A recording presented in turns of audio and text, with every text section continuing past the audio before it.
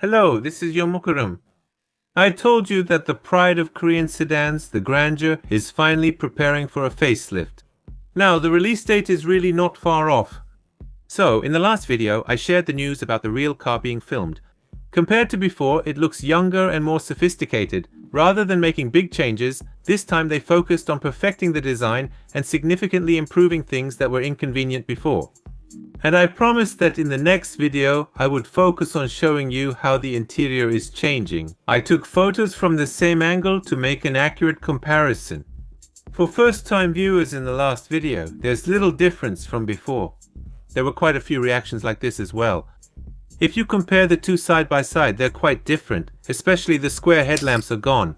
So it looks like there are no headlamps, and that's exactly this part.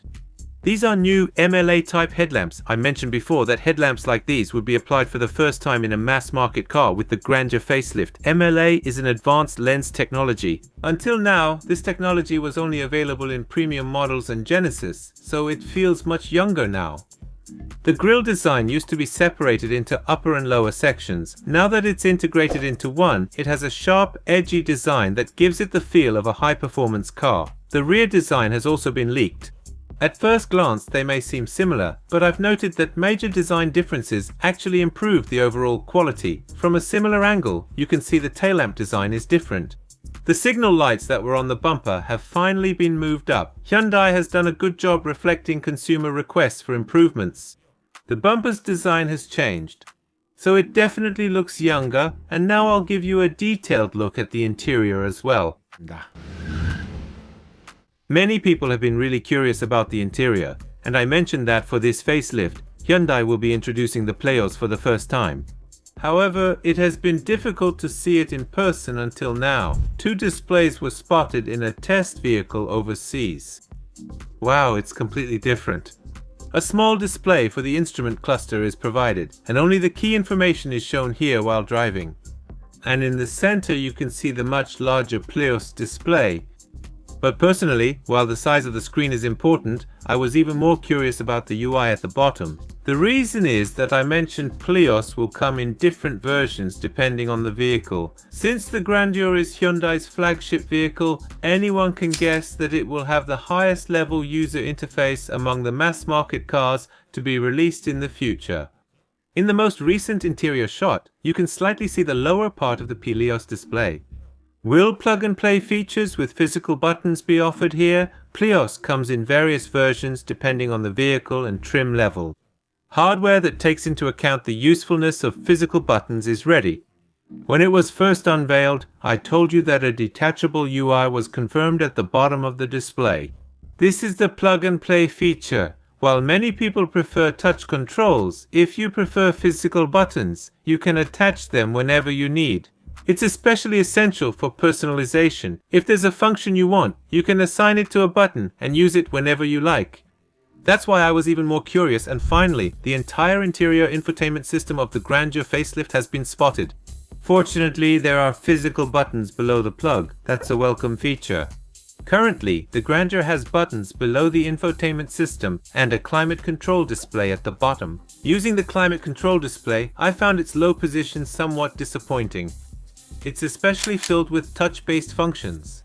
Physical buttons are certainly more convenient for quick use, which is somewhat disappointing. If you compare them side by side, they've changed completely. With this level of change, it's not just a slight modification of the exterior design. Because it's changed completely, you could say it's more than a full model change. Compared to the previous CCNC, Pleos has a completely different brain. With Pleos installed, even the shape of the dashboard has changed, and especially the new display is definitely wider and taller at the top and bottom. It has been further optimized for the 16:9 format. So even if you watch the same content, the coverage is incomparable. For reference, the first vehicle equipped with Pleos was the Kia PV5. Since it was a commercial vehicle version, it was a simplified Pleos focused on productivity and efficiency for business. Then what about the Pleos system that will be installed in the Grandeur? How big will the flares display be? Since there is no official information yet, this is just an estimate. I made this based on what the manufacturer has mentioned so far. First, the commercial vehicle PV5 had a 12.9-inch display with a diagonal length of 32.8 cm. Compared to previous commercial vehicles, this is quite a large size. In the Grandeur Facelift, it looks like the size will increase significantly from the previous 12.3 inches to somewhere between 15 and 17 inches. If it's 17 inches, the diagonal length is 43.2 cm. In this case, it's more than 10 cm larger than before, so I think it's appropriate to describe it as huge. When you get into a new car, even just changing the display in the interior makes it feel like a brand new vehicle. This time, since the size has also increased, that's why people are saying it's a full model change rather than just a facelift. And the Genesis flagship SUV, the GB90, which will be released at the end of this year, is said to have a display that's over 20 inches. With ultra-personalized AI features, it seems like it's going to be on a whole different level. For your information, the known size ranges from 27 inches to 40 inches, which is why it's called Connect W. For this reason, if you know anyone who is planning to buy a new car right now, please make sure to let them know as well. I'm advising people to wait a little longer and buy a new car equipped with Pleos. I mentioned this when CCNC was released. The reason is you can feel like you're driving a new car the entire time you use it. And of course, when you sell it as a used car later, you'll be able to get more money for it in the used car market.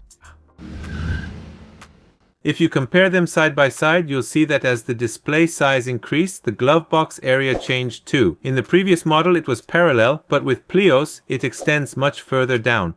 The air conditioning controls now have a slimmer design.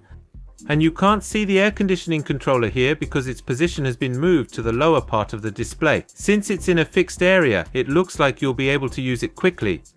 And at the bottom, there are dials on both sides to adjust the temperature. In the center, you can see 5 physical buttons. These allow you to quickly control the air conditioning functions.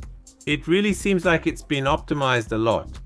And above the glove box, it looks like there's ambient lighting that enhances the premium feel of the interior. It's expected to use indirect lighting like Genesis, so it seems like it'll feel even more luxurious. On the center console, you can see a design that looks like it can charge 2 smartphones at the same time. And there's another design element that can make the interior look completely different. The steering wheel design has also changed completely. Wow, they've really prepared a lot. Changing the infotainment system and the steering wheel, which are key parts of the first row, is basically a full redesign. The whole front row is basically redesigned. It's a full change with the infotainment system. The previous Grandeur vehicle, as an homage to the so-called GAT Grandeur, had a steering wheel design that people either loved or hated. The previous Grandeur design featured a slimmer 3-spoke design, similar to what we've seen in the Genesis or the new Santa Fe. So, is it just the design that's changed? No, even the user interface has been completely changed. The reason you should pay attention to this is that it's the first time the most optimized steering wheel design for Pleos is being introduced. This vehicle is Hyundai's flagship, the Grandeur. So this time I want to quickly try out the functions of the steering wheel as well. In conclusion, if the previous facelift was a meeting of restoration and modernity for the existing Grandeur, this time, with the first application of Pleos, it's a perfect design. 라운드로 탈바꿈하게 될 것 같습니다. If you owned the previous Grandeur, you might be disappointed, but this time, changes have improved the exterior design, MLA headlamps, and turn signal positions. Since even the core elements of the interior like Pleos and the steering wheel have been changed, it seems like this will be a full redesign disguised as a facelift. So now, what's left are the detailed changes in the interior, right? I'll cover this in detail in the next video. If you want to automatically receive the next updates without waiting, don't forget to subscribe to the channel and turn on notifications. Thank you. If this was helpful, please give it a like, subscribe, and turn on notifications to get accurate new car information quickly. Thank you.